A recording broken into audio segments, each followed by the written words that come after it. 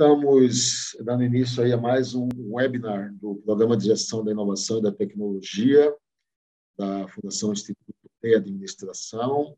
Eu sou o professor Moacir Miranda, sou coordenador do Programa de Gestão do PGT-FIA, o Programa de Gestão da Inovação e da Tecnologia da Fundação Instituto de Administração.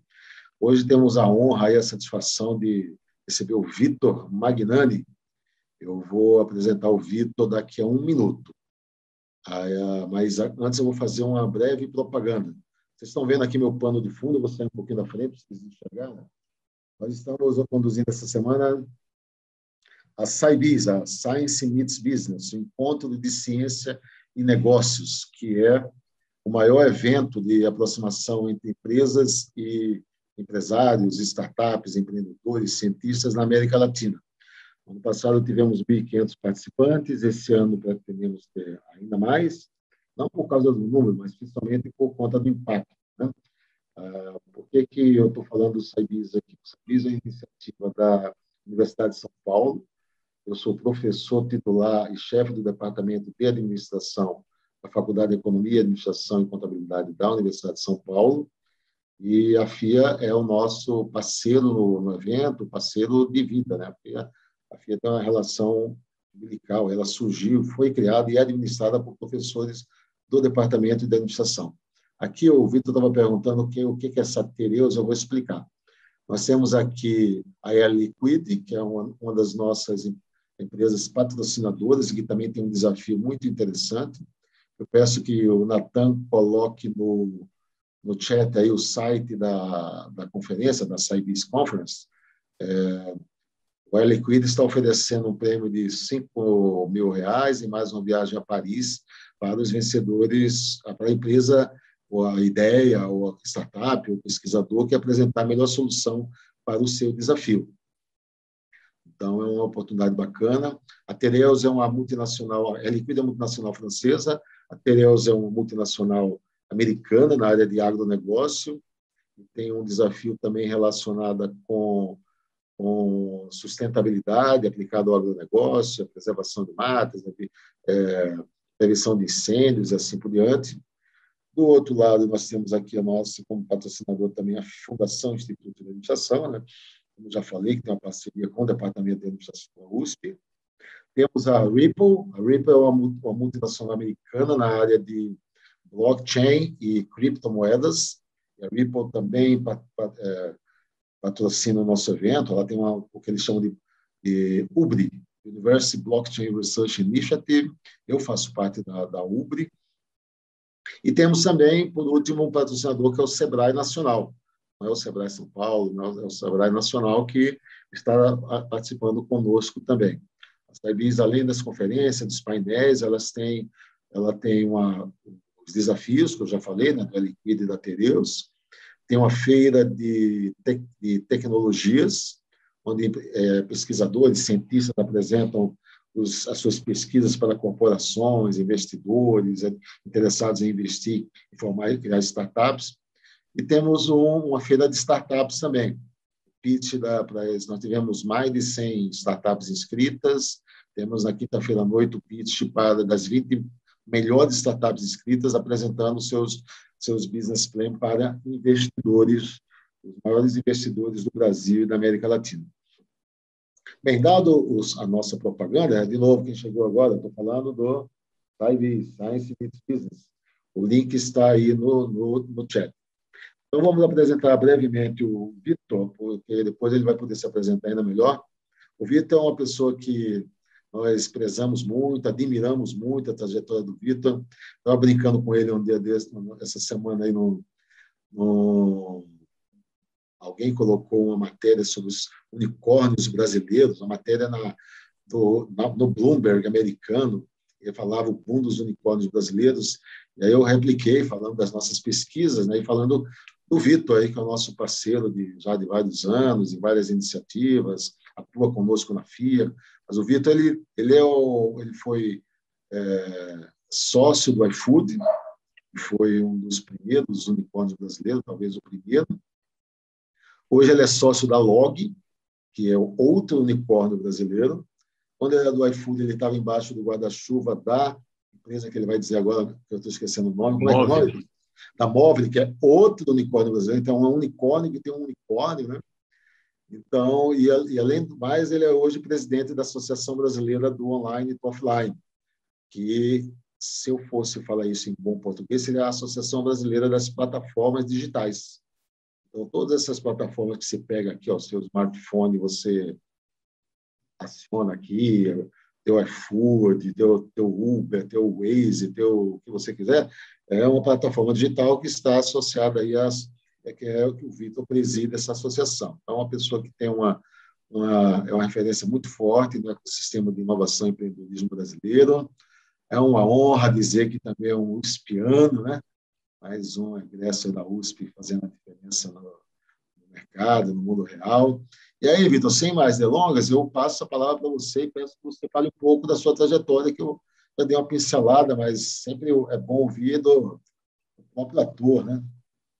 Obrigado, Vitor. Obrigado, viu, Moacir? Obrigado pela apresentação, o convite. Mais um ano com o SciBis. Eu sou sócio de carteirinha também do SciBis, Você é então sócio esqueceu. fundador, você participou de todos os serviços, cara. Só nunca Você participou mais do que esque- eu, porque é impossível, né? Então, é o meu Você está título mais empatado comigo. importante. O meu título mais importante é que a gente fundou junto o SciBis. É verdade, é verdade. Bom, mas tirando essa brincadeira, obrigado aí pela apresentação. Eu vou começar de trás para frente, então, tratando de algumas coisas que eu faço, e aí contar um pouquinho, rapidamente, um minuto, uma trajetória que começou por vias tortas e acabou dando certo. Então, hoje eu também sou colunista da Forbes, então hoje eu tenho uma coluna que eu escrevo sobre os principais debates envolvendo a inovação no país, debates esses que resultam muitas vezes em alguma regulação ou alguma decisão de política pública ou mesmo empresarial. E também tem um veículo de comunicação que chama Inovativos, que é uma revista digital que vocês podem acessar inovativos.com.br, tá? E como disse o Moacir, assim, eu tive essas duas trajetórias nesses dois unicórnios. Hoje o Brasil tem um pouco mais de uma dezena deles. A maior parte está lá na Associação Brasileira Online e Offline, que, embora tenha esse termo inglório, é uma associação que reúne cerca de 150 plataformas digitais que conectam de um lado usuário, do outro lado produto e serviço. Então, empresas como Quinto Andar, 99, a RAP, Mercado Livre, Lojas Americanas, também subcredenciadoras e meios de pagamento, como PayPal, PicPay e tantas outras, que dialogam conosco de maneira bastante colaborativa sobre alguns problemas que a gente enfrenta para crescer de maneira sustentável. Exemplo, hoje a gente tem pelo menos cerca de 100 milhões de brasileiros e brasileiras que tiveram alguma experiência de compra online. Então, toda essa camada de população deve ser atendida muito bem pelas vias digitais ou por qualquer outra via de atendimento ao consumidor. Então, a gente precisa de empresas que deem suporte a esses atendimentos, né? Imagine você pegar 1% desses 100 milhões de brasileiros e ter que atender de maneira virtual, eletrônica, ou mesmo até pelo telefone. E a gente não tem empresas hoje no Brasil que entendam alguns conceitos dessa economia digital, como, por exemplo, de Customer Experience. As empresas hoje que estão em atuação, na sua grande parte, elas têm um atendimento muito baseado nas URAs, que são aquelas unidades de áudio, de telemarketing, que a pessoa fica ligando para a pessoa para ou vender um produto ou mesmo para ficar passando entre departamentos e demora muito para resolver algum problema. Então, só estou dando um exemplo, que é um exemplo de um problema de negócio que a gente trata lá. A gente busca essas empresas para justamente passar um pouquinho da cultura e do método de trabalho da economia digital. Mas a gente tem problemas também, como eu disse, de ordens regulatórias. Então, até pouco tempo atrás, então, se a gente pegar um recorte muito breve, temporal, de 5 anos, 6 anos atrás, você não tinha a opção de solicitar um motorista privado. Você tinha a opção do táxi, mas você não tinha uma opção de chamar um motorista privado. Aí você passa a ter. E veja, 5, 6 anos atrás, do ponto de vista histórico, é muito pouco. Então, esse exemplo que eu estou dando é um exemplo de algumas empresas que criaram uma nova cadeia de valor. E essa nova cadeia de valor, com novos agentes econômicos, com novos serviços sendo ofertados, promove uma série de debates, inclusive de ordem regulatória, que pode ser trabalhista, tributária, de cunho econômico, que deve ser tratado. E a gente está nos principais debates. Tanto esse, que é o mais famoso, mas posso citar também o debate de criptomoedas e blockchain. Poderia citar agora o grande debate com apps de delivery, se os restaurantes precisam ou não ter acesso aos dados do consumidor final, ou debates como a liquidação centralizada, onde as credenciadoras, maquininhas de cartão e também os bancos, eles exigem uma série de informações desses meios de pagamentos digitais, como também de proteção de dados pessoais, que existem algumas lacunas na LGPD que a gente precisa entender para a gente, de fato, entrar em conformidade. Então, existem muitos debates que são tratados lá. Mas, para dar continuidade aqui à minha apresentação, eu também presido o Conselho de Comércio Eletrônico da FEComércio de São Paulo. Este Conselho de Comércio Eletrônico representa 80% do segmento no país, porque as empresas têm sede aqui no estado de São Paulo, e o estado de São Paulo acabou concentrando 80% desse volume. Nesse conselho, a gente tem desde nativos digitais, como a Uber, que eu citei, e a Amazon, até empresas que estão passando ou passaram recentemente por uma transformação digital. Poderia citar a Avon, Natura, a própria C&A, que inaugurou agora o seu marketplace, o Pão de Açúcar, que também inaugurou aí a sua plataforma digital, enfim. Então, as empresas estão lá também para cuidar e tratar dessa troca de conhecimento de maneira bastante colaborativa entre esses atores, para a gente ter mais empresas nessa economia digital. Mas antes de tudo isso que o Moacir citou, eu estou só acrescentando aqui, eu também fui consultor de algumas empresas, de big techs como Google, Facebook, e muito embora eu não tenha formação em tecnologia, acabei aprendendo bastante sobre tecnologia, sobre outras áreas do conhecimento, mas minha formação é em Direito e Administração. Então, fiz 2 faculdades, uma delas eu fiz na USP, e aí eu segui minha jornada até o local onde eu estou. E, por fim, a gente tem um curso aí, eu participo do MBA, da Indústria 4.0 da FIA, que com enorme prazer, o Moacir também participa, a gente busca trazer os pilares da Indústria 4.0. Muito bom, Vitor. Eu acho que podemos encerrar o webinar agora, porque depois desse currículo aí, todo mundo já aprendeu brincadeira. Eu gosto de fazer um evento. Enquanto você falava aí, Vitor, eu acabei de te convidar para o talk show de encerramento do Scibiz Conference. Já está no seu WhatsApp. Então, você vai estar participando desse talk show, que é todo talk show, né? Vai ser o tema vai ser Ciência e Negócios no pós-Covid 2019, com o secretário de Turismo do Estado de São Paulo, Vinícius Lumertz, com a diretora de Inovação da Confederação Nacional da Indústria, Jana Sagazio, com o reitor da Universidade do Estado do Amazonas, Reinaldo de Almeida Costa, com o presidente do Instituto de Pesquisas Tecnológicas, Jefferson de Oliveira Gomes, e com o presidente da Associação Nacional da AMPEI, né, que é a Associação Nacional das Empresas Inovadoras, Rafael Navarro, e com Vitor Magnani, presidente da ABO2O, né? Vai ser um talk show, algo mais divertido, assim, mais descontraído. Então, já está quando você falava, já ganhou mais um convite aí. Depois você me diz se você confirma. Mas, Vitor, deixa eu te fazer uma pergunta. O que você colocou aí foi uma coisa muito interessante, né?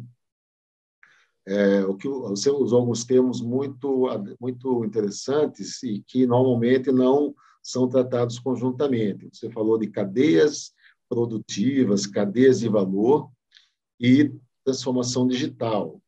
E aí você está falando de setores inteiros, né, que estão se transformando, se digitalizando e, ao fazerem isso, se tornando também muito mais acessíveis à população, à sociedade, né? Uma pergunta para você: existe algum setor que não pode ter uma dimensão digital?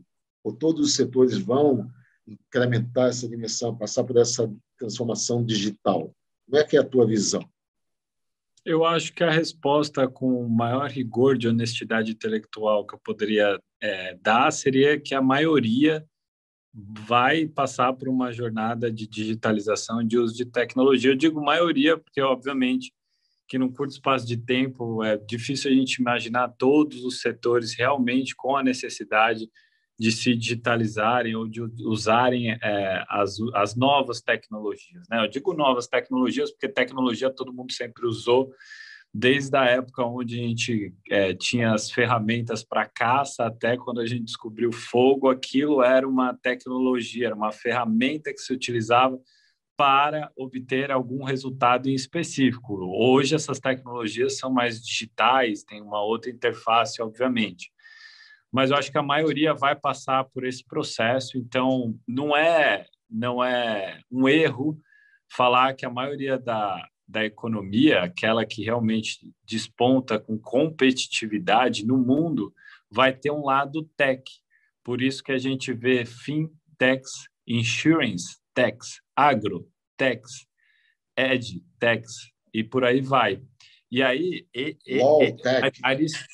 exatamente, aristotelicamente falando, essas são espécies de empresas digitais dentro de um gênero muito grande que vai ser essa economia digital e que no Brasil ainda está nos primeiros passos, ainda a gente está no primeiro minuto do primeiro tempo dessa partida.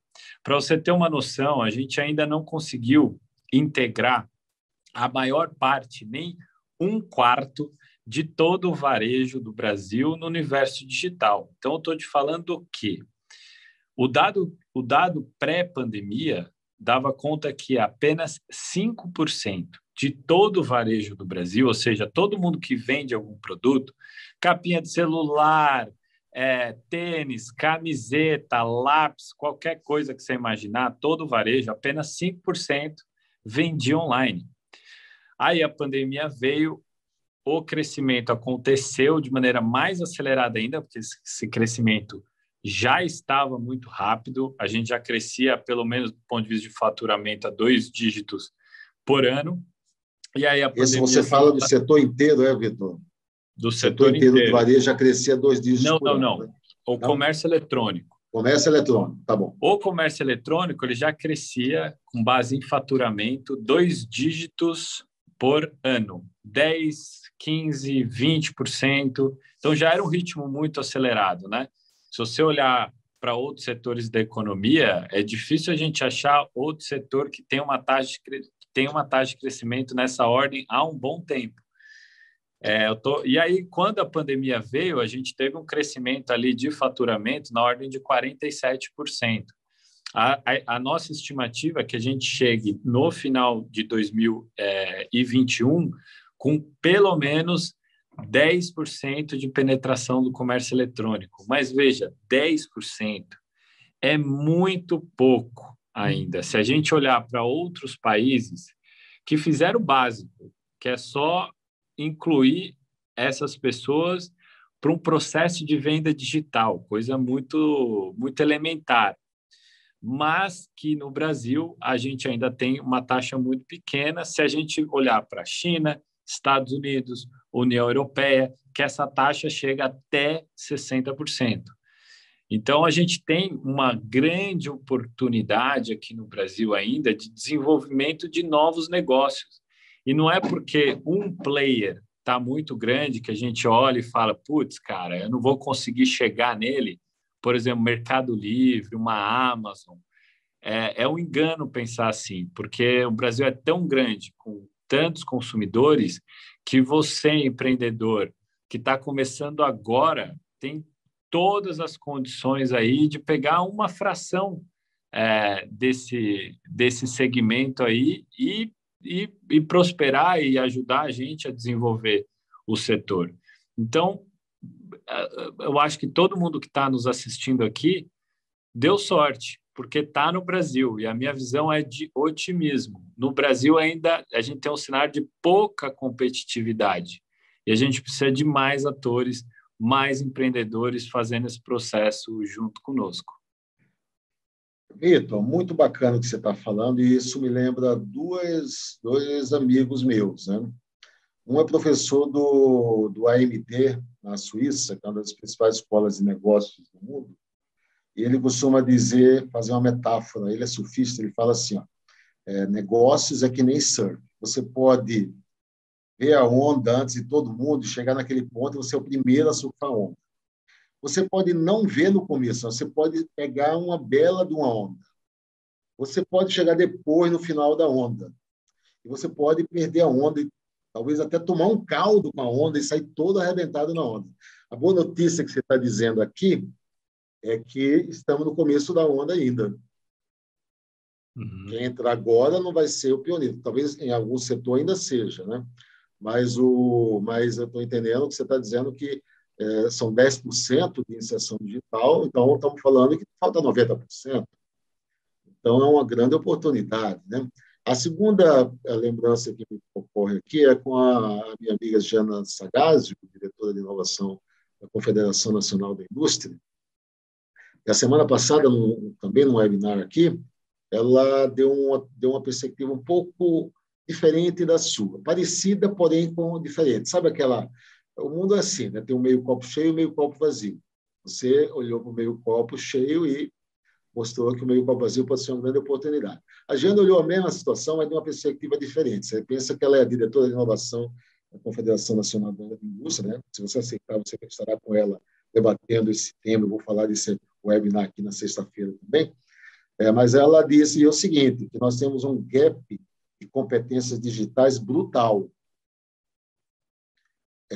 Nós não vai ser fácil superar esse gap. Então, precisamos de investimento em capacitação, precisamos de investimento em desenvolvimento, apoio a startups, a transformação digital das pequenas e médias empresas. Ela até falou, olha, as grandes já estão fazendo, mas as pequenas e médias precisam de apoio, precisam de legislação que apoia. Saiu o novo marco das startups agora, eu sei que você está acompanhando isso de perto, você esteve no Congresso Nacional, dando o seu discurso que você está dando hoje aqui também, lá no Congresso Nacional. Se você puder compartilhar conosco a tua perspectiva desses desafios também, né?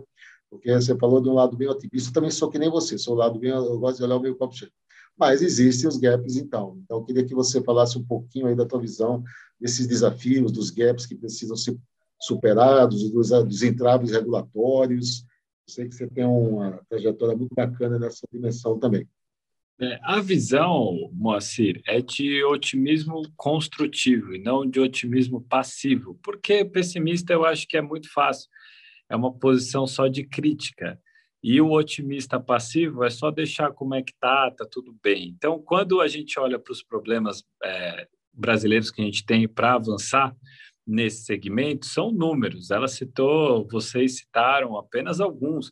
Eu poderia citar antena.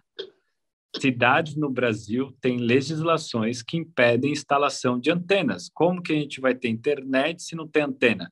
Hoje, 40 milhões de pessoas não têm acesso à internet, por vários motivos, tá? Pode ser o motivo da grana, mas eu estou falando de regiões que não têm sinal. Então, eu acho que todo mundo já passou por uma situação que foi em alguma cidade, foi viajar, passar as férias, e não teve sinal, o sinal era uma porcaria. Era da tua operadora a culpa? Cara, a culpa é muito mais complexa. A culpa vai desde o cara lá que criou uma norma que impede você de instalar antena perto de praça pública, perto de rodovia, perto de escola, perto de hospital, porque a intenção, à época dessas discussões, era de proteger o cidadão dos malefícios da radiação. E essas legislações estão até hoje. E veja, por isso que a gente precisa do Science meets Business, Por quê? Porque a ciência já mostrou que os efeitos da radiação dessas antenas não é significativo, não há prejuízo para a saúde. A OMS já disse isso. Agora tem que explicar para os municípios. Então, estou te falando de um único problema. Vamos para outro. Hoje, a gente tem um déficit hoje de mão de obra para a economia digital, desenvolvedores, profissionais de ciência de dados, tecnólogos, na ordem de 10 mil por mês. São 10 mil vagas não preenchidas por mês, tá? Se vocês estão duvidando do que eu estou falando, entra lá no meu site, vitormagnani.com.br, entra na aba Vagas. Vocês vão ver lá inúmeras vagas que eu posto semanalmente de empresas procurando. Ô, Vitor, estou aqui, tem vários consultores que trabalham comigo, que espero que eles não larguem minha consultoria para trabalhar com você, hein? Não é nem comigo. A gente criou um radar ali de captura de vagas e a gente deságua semanalmente as vagas ali. E eu publico assim, na ordem, eu não consigo capturar todas, obviamente, mas por semana ali, cerca de 1.000 vagas, média, tá? Por semana. E quem duvida é só lá acessar que você vai ver, eu dou o link de todas as vagas, de todas as comunicações. Então, a gente tem um gap absurdo de vagas versus profissionais. Então, se a gente olhar mesmo para os formandos, se a gente fosse dividir, que eu não gosto dessa divisão, mas só para a gente entender o racional, se a gente fosse enxergar a quantidade de pessoas que se formam em cursos de graduação em exatas, que são tradicionalmente aquelas que mais têm afinidade com essas vagas, o Brasil está no final do ranking de número de formação de pessoas nessas áreas, como engenharia, matemática, física e assim por diante. É por essas e outras que as empresas de nativas digitais, aquelas que já nasceram imbuídas da cultura digital, hoje não exigem currículo para entrar para contratação. Não exigem formação. Para essa vaga a gente quer só formandos da USP. Não existe essa condição, tá? Obviamente que tem um processo seletivo que vai olhar tanto o seu fit cultural, tanto as competências, e se você não tiver nenhum histórico, você tem que mostrar que você sabe fazer mesmo. Você sabe programar? Tá bom, então senta aí e programa aí para mim, deixa eu dar uma olhadinha. Porque se não fosse isso, a gente fosse exigir ainda o diploma, aí que a gente estava lascado. E veja, tanto essa questão de antenas quanto essa questão aí de formação, eu olho como oportunidades e não como, estamos lascados e me conformo com isso. Então, só para citar alguns exemplos, tá, de bons negócios que a gente tem por perto, a gente conversa, a gente busca. Existe uma empresa de formação de pessoas nessas carreiras mais requisitadas, então, desenvolvedor, Java, full stack e tudo mais, que se chama Tribe. A Tribe tem um processo seletivo rigoroso que a pessoa entra e sem ter condição de pagar. Ela faz o curso e ela só vai pagar o curso se ela for inserida no mercado de trabalho. Só que o curso é bom e a entrada no mercado de trabalho também é fácil, porque o cara está bem formado e as vagas têm de montão.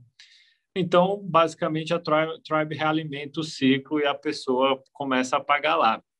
Veja, eu não estou falando merchan nenhum para os caras. Eu estou falando, os caras enxergaram uma oportunidade. Para a antena, também tem uma oportunidade. Fundos de investimento poderiam entrar aqui, aportar um dinheiro violento para encher o Brasil de antenas, e antenas novas, 5G.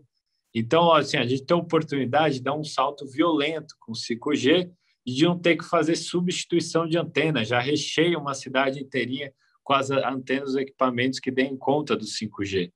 Então, são só 2 exemplos, eu poderia citar tantos outros, de oportunidades ali de negócio para a gente construir os próximos passos da economia digital, porque sem a superação desses pontos, que eu concordo com vocês, a gente vai ter um teto de desenvolvimento aqui digital. E a gente não quer chegar nesse teto digital, a gente quer que essas questões sejam resolvidas para, de fato, a gente cada vez ficar maior.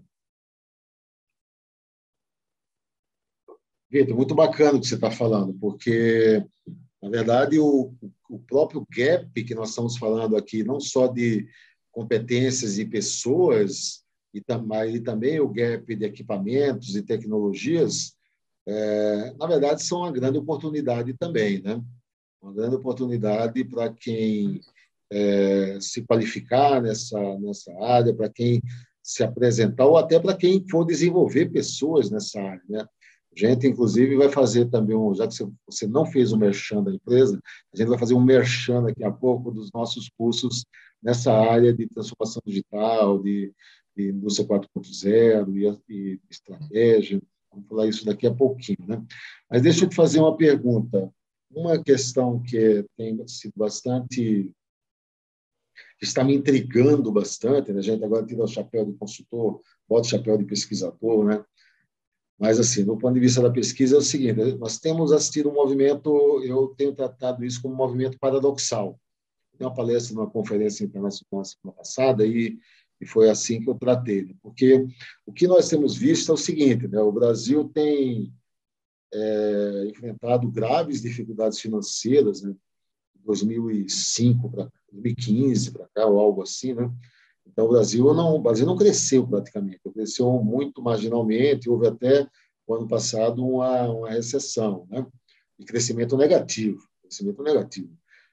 Mas, ao contrário desse movimento, o que a gente tem visto é uma pujança bastante interessante do ecossistema de inovação e empreendedorismo.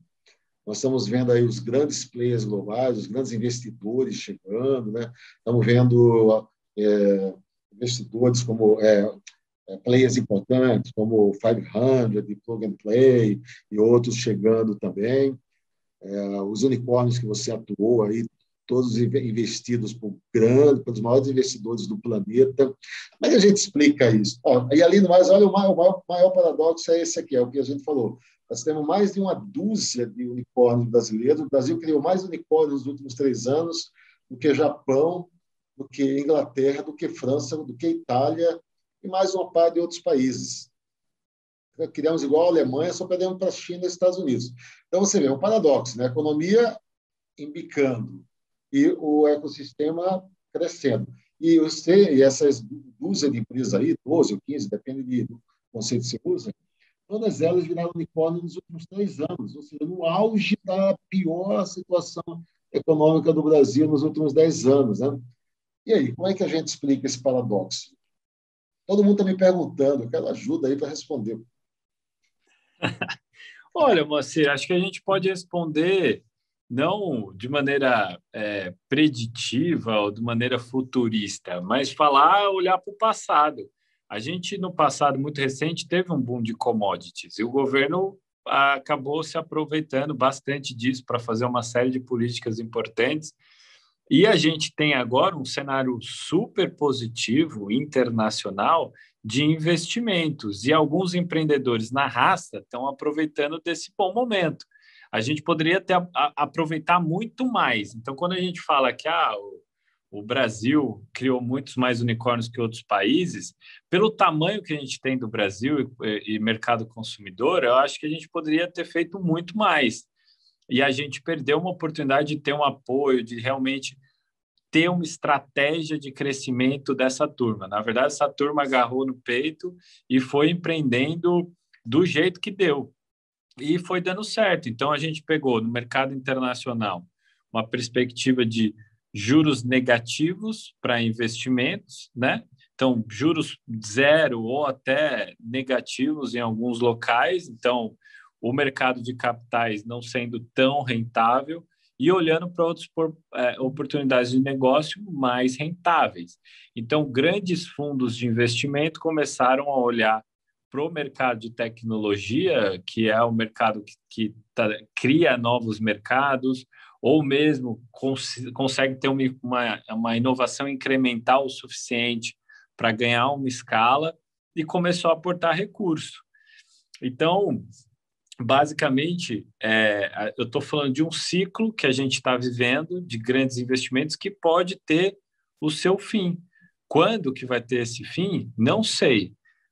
Mas fato é que hoje a gente vive, na maior parte do planeta, um clima muito favorável para empresas de tecnologia obterem recursos. Então, essas empresas tiveram esses recursos e conseguiram, aqui no Brasil, ir desenvolvendo o seu modelo de negócio. Mas, veja, de uma maneira muito diferente da economia tradicional que construiu, gerou valor. Então, não é uma crítica quando eu falo tradicional porque ela já estava posta. E eu digo diferente porque é uma galera que não objetiva, num primeiro momento, lucro. Então, ele pega o recurso, investe mais do que 100% desse recurso no próprio negócio, chegando a entrar em prejuízo por vários anos, para justamente conseguir escalar o negócio de uma tal maneira que, num futuro, esse negócio consiga fazer esse shift para ser lucrativo, né?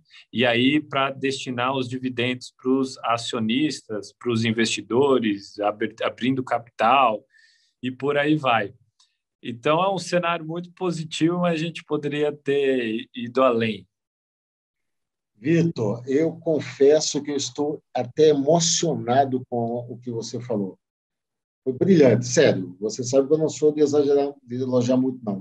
Você é o único que eu elogio, porque a tua analogia foi muito bacana, essa questão do boom de commodities e do boom de investimentos, pegando um contexto internacional de baixos resultados e apostando no setor de tecnologia. Se você me permite, vou complementar a tua hipótese, combinado, tudo isso combinado com uma maxi desvalorização do real, com um dólar a 6 ou 7, um euro a 6 ou 7, faz com que esses ativos de investimento no Brasil estejam a preço de banana, né? Então, o cara está vindo aqui comprando as joias da coroa, investindo nas melhores startups da oitava economia do mundo, pagando preço de banana e apostando no futuro, como você falou, até aceitando aí resultados negativos ou resultados muito fracos nesse momento, mas apostando no longo prazo, né? Não, Moacir, anteontem o Ibanks levantou 2 bilhões de reais. 2 bilhões, o Ibanks. E eu vou perguntar para quem Cara, eu não vi isso, cara. Como é que você... Onde é que está isso aí? Não, tem que colocar aí, pô. Você colocou no LinkedIn? Tem que colocar, né? Aí eu vou fazer merchan mesmo. No meu Nossa. Instagram tem um boletim de notícias diário da economia digital. Então, lá vocês podem acompanhar as principais notícias aí desse universo aí. Então, o Ibanks levantou 8 bi. Aí eu pergunto para vocês, alguém usa Ibanks aqui? Muito provavelmente a minoria usa. Mas vai passar a usar. E veja, não é a primeira rodada que eles conseguiram. Então, a gente está num momento muito bom internacional para trazer esses investimentos. Brilhante, Vitor. Fantástico. Agora, a única coisa que me deixou preocupado é que você falou que assim como o boom das commodities passou, né? Esse boom pode passar. Então, vamos pegar, usando a minha metáfora lá do meu amigo do IMT, né? Vamos surfar essa onda, né? Antes que ela passe, porque uma hora a onda passa e a gente não pode deixar a bola quicando na área. A bola quicando na área tem que fazer gol, né? Tem que fazer gol. Exatamente. Temos que fazer gol. Deixa eu te fazer uma outra provocação aí. Pô, cara, olha, está muito mais legal do que eu imaginava. Eu já sabia que ia ser legal. Sempre é legal começar. Mas olha só, Vitor, outra questão importante, assim, nós estamos no meio de uma tragédia sanitária sem precedentes, né? Estamos caminhando aí para 500.000 de mortes, provavelmente ainda dentro desse mês. É uma tristeza gigante falar isso, né? Mas é a realidade. Muita ineficiência, muita incompetência, muita lentidão, muito negacionismo à ciência, né?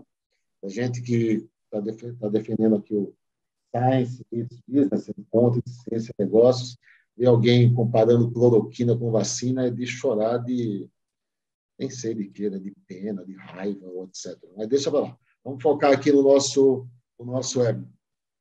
Agora, essa pandemia, como toda e qualquer crise que já existiu, ou qualquer evento dessa magnitude, ela também termina deixando saldos, né? Quando a gente fala dos desastres mundiais das guerras, a Primeira Guerra Mundial, a Segunda Guerra Mundial, foram momentos também que houveram saltos científicos e tecnológicos brutais, né? Ninguém aqui está defendendo a guerra, não, viu, gente? São totalmente contra, pacifista total, democracia na veia, ciência antes de tudo e acima de todos. Mas olha só, Vitor, eu entendo que a pandemia ela nos obrigou a mudar, primeiro, uma mudança no comportamento muito forte em relação a às novas tecnologias, né? O digital, como você falou, entrou para valer, né? O varejo eletrônico decolou. Eu tenho uma empresa que eu dou consultoria para ela, que ela era uma empresa de informática na área de saúde. E aí, em 2019, começamos a fazer um planejamento estratégico. Falei, empresa de TI não é empresa digital. É diferente. Eu aprendi isso com meu amigo Sumitra Dutta, coordenador do Global Innovation Index, professor da Universidade de Cornell e indiano. Né? Você vê, a Índia tem as maiores empresas de TI do mundo e não conseguiram fazer a transformação digital. Quando a gente interagir com gente inteligente, a gente termina aprendendo e fala algumas coisas inteligentes também. Então, você vê, a gente tanto fez que convencemos essa empresa a investir no desenvolvimento de competências digitais. E quando surgiu agora a crise do Covid, ela fechou um projeto de dezenas de milhões de reais com o governo, vou falar, com a Prefeitura Municipal de São Paulo, projeto financiado pelo BID, na área de telemedicina. Então, você vê, tem uma questão interessante aí, né, que tem a ver com tudo isso que a gente já está falando, né? Termina tendo um saldo positivo também de toda essa desgraça que a gente está vivendo, né? Que é o salto tecnológico, o salto do comportamento do consumidor, né? É uma maior abertura, uma maior disposição à adoção de novas tecnologias, né? É isso mesmo, Vitor? O que você acha, hein? É por aí mesmo, mais ou menos? Eu acho que é um salto transformador. Se ele é positivo ou negativo, é a carga valorativa que a gente vai colocar, cada um de nós coloca. Então, por exemplo, telemedicina. A telemedicina, veja, é uma tecnologia banal. Convenhamos, a gente está aqui no Zoom falando. Então, telemedicina basicamente é um atendimento aqui como a gente está utilizando É aqui. mais do que isso, hein, cara? O Zoom, a Deixa gente eu está só dar um utilizando. exemplo. Essa empresa que a gente está atuando, a gente trouxe para o jogo uma startup que faz a leitura óptica da prevenção de doenças na córnea. Então, o que é que esse equipamento faz? Ele dá um pré-laudo e com esse pré-laudo vai para o especialista, quando está íntegro, beleza. Aí ele vai para o oftalmo, o oftalmo faz a triagem, reconfirma aquilo a partir da imagem gerada, e aí sim vai para... Então, você percebe? Tem uma composição, não é só o zoom. Você pode fazer diversos testes e etc. à distância que ajuda a reduzir deslocamentos. Imagina você estar fazendo isso no meio do sertão do Nordeste, na selva amazônica, no meio do Pantanal. Então, é uma situação bastante poderosa também. Não é só o Zoom, não. Tem mais coisa aí nesse pacote. Quando a gente olha para as tecnologias de health, aí a gente pode citar a Maida, do grupo Apvida, Saúde ID, do grupo Fleury. A gente pode olhar para outros que estão surgindo, Teladoc, Sami, Alice. O que eu estou colocando teleatendimento era uma tecnologia que já estava disponível há muito tempo no Brasil e no mundo. Teleatendimento. E esse teleatendimento não era autorizado no Brasil, porque, infelizmente, o Conselho Federal de Medicina tinha essa restrição. Quando veio a pandemia, foi autorizado o uso do teleatendimento. De novo, uma tecnologia que já estava disponível no mercado, esse de atender de maneira remota. Aí fez com que muitos investidores conseguissem aportar algum dinheiro, muito embora haja essa insegurança jurídica, porque essa autorização ela ainda é extremamente precária, porque ela é reduzida do ponto de vista pandêmico. Então, quando acabar a pandemia, a gente vai ter que rediscutir esse assunto, mas fez com que as empresas conseguissem criar outras camadas dentro do teleatendimento. Então, você citou uma que pode ser esse da tecnologia de tentar enxergar padrões de imagem dentro da íris ou dentro do olho e assim diagnosticar alguma doença, mas também na radiologia. Isso já existe há muito tempo, só que a gente não conseguia escalar. Então, você pegar uma chapa de pulmão, chapa, maneira antiga de falar, né? Você pegar um atomo, você pegar uma imagem de um pulmão com COVID e outro sem COVID, você vai achar um padrão. Você vai falar, bom, essas imagens escurecidas aqui são de COVID. Imagina você passa num atomo, já sai a imagem para um banco de dados e o resultado já sai na hora. O médico não vai precisar ficar analisando, gastando muito tempo ali. Obviamente que pode ter uma revisão, mas veja, são tecnologias também já muito disponíveis. Então, o que a gente está vendo, por exemplo, no cenário de tech, de transformação, para além desse cenário do teleatendimento, tem um cenário também de exames laboratoriais. Eu citei a Saúde ID do Grupo Fleury, mas a gente também tem uma outra camada que visa criar novos produtos de planos de saúde mais customizados aos moldes que as seguradoras também estão fazendo agora com o universo digital, para oferecer um produto mais barato e uma rede de credenciadas mais eficiente. Então, o resumo da ópera é assim: da mesma forma que o Mercado Livre reúne estabelecimentos comerciais, muitas health techs agora estão reunindo hospitais. Ela não quer ter o ativo físico, ela quer operacionalizar esses clientes dentro do ativo físico de terceiro. Então, esses são alguns exemplos, mas a pandemia trouxe também outros saltos transformadores, né? Então, se a gente olhar, por exemplo, para o serviço individual privado de passageiros que eu citei, o número de corridas em regiões periféricas aumentou em detrimento de regiões maiores adensadas, porque tinha menos oferta de transporte público, por exemplo. O número de usuários de bicicleta aumentaram frente ao uso dos carros. A gente poderia também citar a forma de se trabalhar. Então, as empresas hoje já estão cogitando o modelo híbrido, que é eleger 2 dias na semana para ir no espaço físico trabalhar, mas se trabalha preponderantemente em home office. Então, o rescaldo, né, de transformação ele pode ser ainda muito maior do que o que a gente está citando aqui, que é um saldo transformador que a gente poderia fazer, de novo, uma analogia histórica com um saldo transformador que a gente teve na crise do subprime, lá em meados de 2008. Aquela crise também originou uma série de outras empresas, principalmente essas de meios de pagamento que surgiram ali naquela época, que também, e é muito interessante olhar para isso, que também mostra que nesses momentos de crise é que a gente consegue, de fato, às vezes, dar um salto maior aos nossos olhos nessas mudanças tecnológicas ou mudanças de modelos de negócio. Fantástico, Vitor.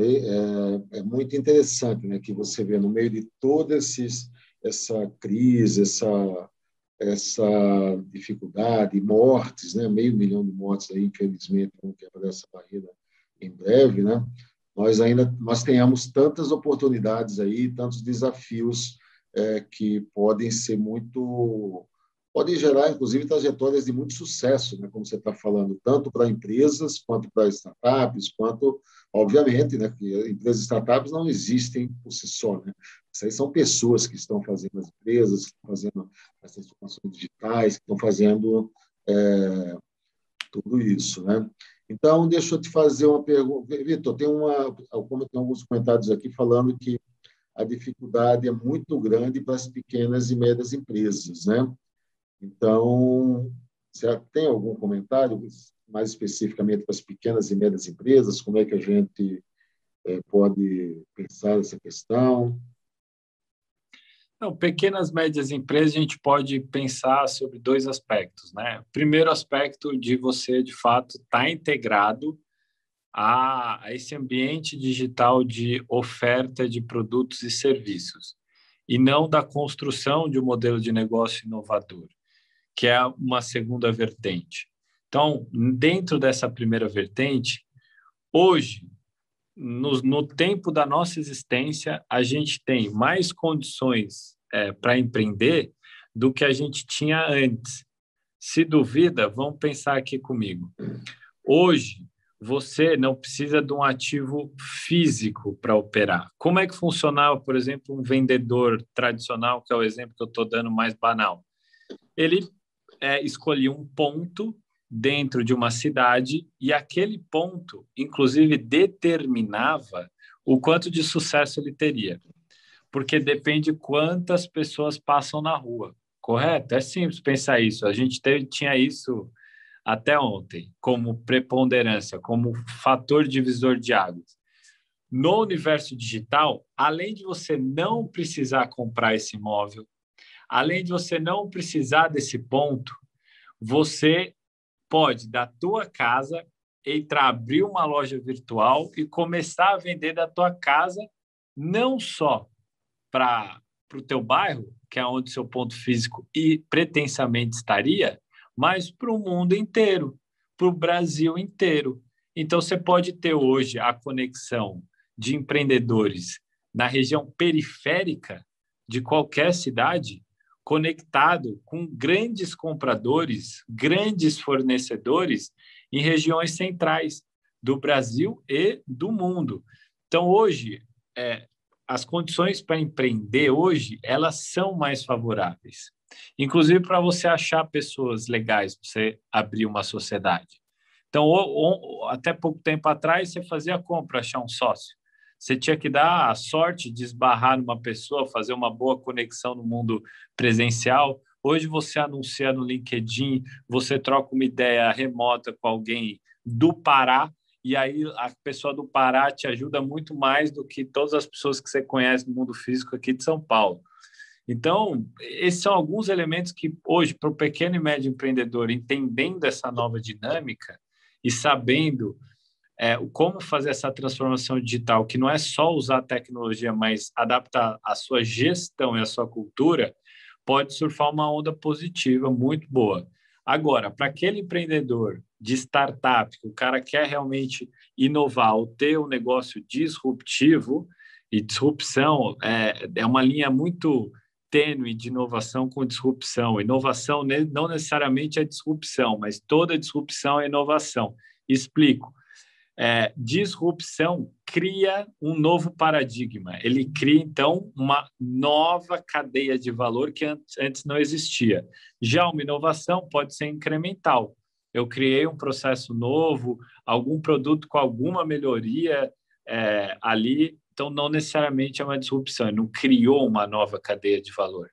Mas para quem está como empreendedor de startup, aproveitando esse bom momento de investimento, pode trazer sim capital semente, capital anjo, logo nos primeiros meses de existência, e também ter uma condição de, no Brasil, já que é uma startup, então ela parte do pressuposto que ela quer escalar um negócio dele, de ter no Brasil mais de 200 milhões de habitantes, que são potenciais compradores. Então, também é uma boa condição para se empreender, mesmo nesse universo de startup, que no Brasil ainda é muito pequenininho. Muito legal, Vitor. Vitor, é o seguinte, se você me... nós estamos aí indo para a reta finalíssima do nosso webinar, que é muito rico, muitos insights, viu? Olha, eu vou sair daqui com um monte de iniciativas aí empreendedoras e também de desenvolvimento de pessoas, assim por diante. Mas eu queria aproveitar, Vitor, antes de passar para lá no final, para você dar o teu recado final, fazer aquele nosso... É que nem no YouTube, né? Agora vai entrar os nossos comerciais aqui, tá bom? Só um minutinho aí. Espero que você goste do que eu vou apresentar, porque você também faz parte desse processo, né? Então, a gente está apresentando aqui, aproveitando aí para fazer os nossos comerciais, né? O Programa de Gestão da Inovação e da Tecnologia. Nós estamos lançando 3 cursos de extensão, são cursos de curta duração. É uma parceria da FIA com a Universidade da Califórnia em Los Angeles, a UCLA, a Universidade Pública número 1 nos Estados Unidos, né? Chama Liderança Estratégica da Indústria 4.0, além da estratégia Sonho Azul e estratégias vencedoras durante e após a epidemia, né? Nós vamos ter aulas presenciais síncronas, ou seja, com possibilidade de interação com o Prêmio Nobel de Economia Michael Spence. O Mike ganhou o Prêmio Nobel de Economia em 2011, né? E também com o criador do Global Innovation Index, Sumitra Dutta, da Universidade de Cornell, né? Além disso, temos, por alguma razão não está indo, mas deveria andar aqui, não sei o que está acontecendo. Deixa eu ver aqui, vou tirar e compartilhar de novo. Não foi ainda.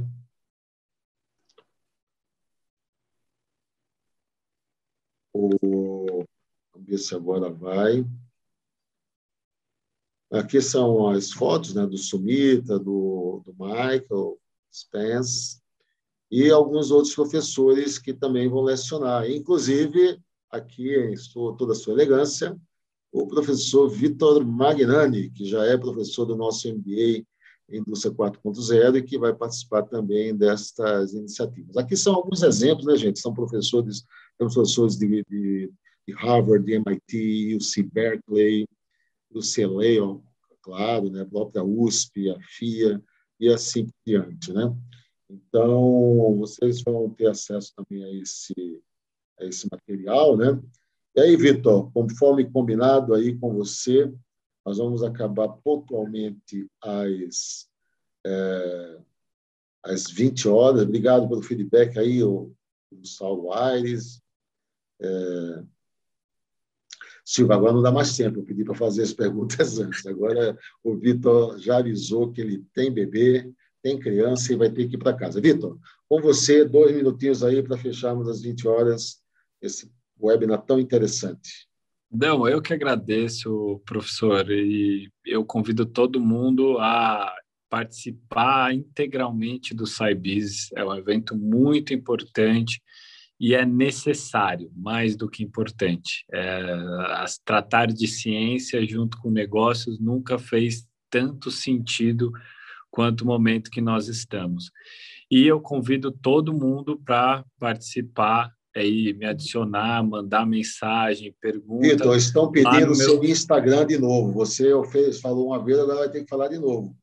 Lá no meu Instagram, @Vitor, meu nome não tem C, então é Vitor.Magnani, com G mudo. Do jeito que está aqui na foto, no teu vídeo, né? Está escrito aí, Vitor Magnani, tudo junto, lá tem que botar um ponto no meio, não é isso? Exatamente. Eu até vou colocar aqui na sala de bate-papo para ninguém se perder. E, Moacir, obrigado, viu? Pode contar comigo sempre que precisar e parabéns. Olha, Vitor, você não precisa nem dizer isso, porque já está, como eu lhe falei, o convite no seu WhatsApp para o talk show de encerramento do SciBiz na sexta tarde. E aí, estou torcendo aqui para ver se cabe na sua agenda, se abrilhantar aí a conclusão do nosso evento nesse ano, né? Eu sei que você vai participar do painel de unicórnios, né? Muito obrigado. Mas se você puder ir para essa reflexão final, vai ser um pouco bem diferente, né? Vai ter diretora da CNI, vai ter reitor da Universidade do Amazonas, vai ter o presidente do Indicator Capital, vai ter o secretário de Turismo do Estado de São Paulo, vai ser um bate-papo animado. Muitas cabeças brilhantes juntas, eu acho que vão ser uns insights daqueles que dão uns brilhos assim, fica todo mundo animado, né?